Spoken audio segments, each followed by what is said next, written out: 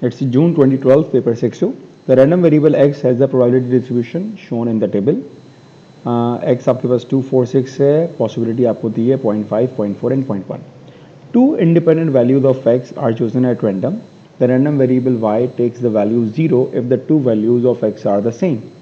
Otherwise, the value of y is the larger value of x minus the smaller value of x.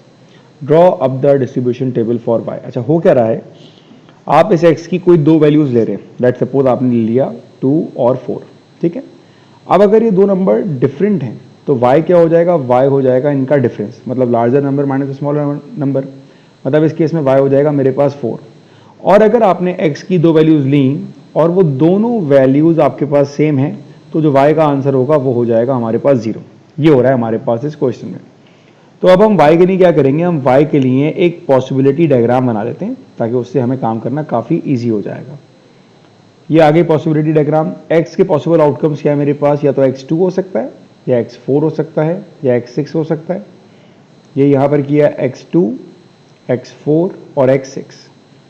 अब मैं बात करूँगा y के respect से. y ने क्या कहा कि अगर ये दोनों नंबर आपके सेम होंगे तो y का आंसर 0 हो जाएगा, मतलब 2 और 2 आएगा तो आंसर 0, 4 और 4 आएगा तो आंसर 0, 6 और 6 आएगा तो आंसर 0. ठीक है. अगर ऐसा नहीं हो रहा तो क्या हो रहा है, अगर सेम नहीं होगा तो क्या होगा, तो जो लार्जर वैल्यू होगा मतलब 4 और 2 का जो डिफरेंस होगा ये आ जाएगा मेरे पास 2, 6 और 2 का डिफरेंस आ जाएगा मेरे पास 4, 2 और 4 का डिफरेंस 2, 4 और 4 तो 0 हो जाएगा, 6 और 4 का डिफरेंस 2 आ जाएगा, 6, 2 का डिफरेंस 4 आ जाएगा और 6, 4 का डिफरेंस 2 आ जाएगा. तो ये जो मेरा टेबल बन रहा है ये मेरे y के पॉसिबल आउटकम्स आ रहे हैं. अब जो पहले पार्ट में उसने आपसे कहा है कि आपने y का डिस्ट्रीब्यूशन टेबल बनाना है, तो y के हमारे पास पॉसिबल आउटकम्स क्या आ रहे हैं. y के हमारे पास पॉसिबल आउटकम्स आ सकते हैं, या तो 0 आ सकता है या फिर 2 आ सकता है या फिर 4 आ सकता है. ठीक है. Probability of y is equals to y. अच्छा ठीक. अब 0 आने की पॉसिबिलिटी क्या है मेरे पास, जब मेरे पास 2 के साथ 2 आएगा तो 0 आ रहा था, जब मेरे पास 4 के साथ 4 आ रहा था तो 0 आ रहा था, और जब मेरे पास 6 के साथ 6 आ रहा था तो 0 आ रहा था.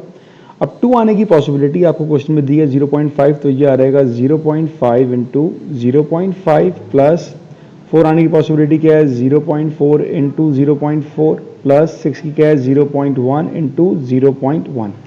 इन सबको आपने सिंप्लीफाई किया, 0.5 into 0.5 it 0.25 plus 0.4 into 0.4 it 0.16 plus 0.01. सबको आपने ऐड किया and you will get the value it 0.42. तो आपके पास पहले का आंसर आ जाएगा 0.42. ठीक है. इस तरह आप देखें आपके पास 2 कब कब आ रहा है. 2 आपके पास 1, 2, 3, 4. अब पहला वाला 2 आ रहा है वो 2 और 4. तो मेरे पास पहला आउटकम क्या आया, 2 और 4 का आया पहला आउटकम. दूसरा मेरे पास आ रहा है 4 और 2 का. तीसरा मेरे पास आ रहा है 4 और 6 का. और चौथा मेरे पास आ रहा है 6 और 4 का. अब इन सब की प्रोबेबिलिटी हम देखते हैं. पहले का अगर 2 हो तो ये आएगा 0.5, फिर अगर 4 हो तो ये आएगा 0.4. ये पॉसिबिलिटी मैं इस वाले टेबल से निकाल रहा हूँ. ठीक है. प्लस पहला अगर 0.4 होगा तो 0.4, फिर अगर 0.2 आएगा तो 0.5 प्लस 4, 6 और 6, 4 का भी सेम होगा तो मैं कहूँगा 0.4 इंटू 0.1 और अपने आंसर को मैं 2 से मल्टीप्लाई कर दूंगा. ठीक है.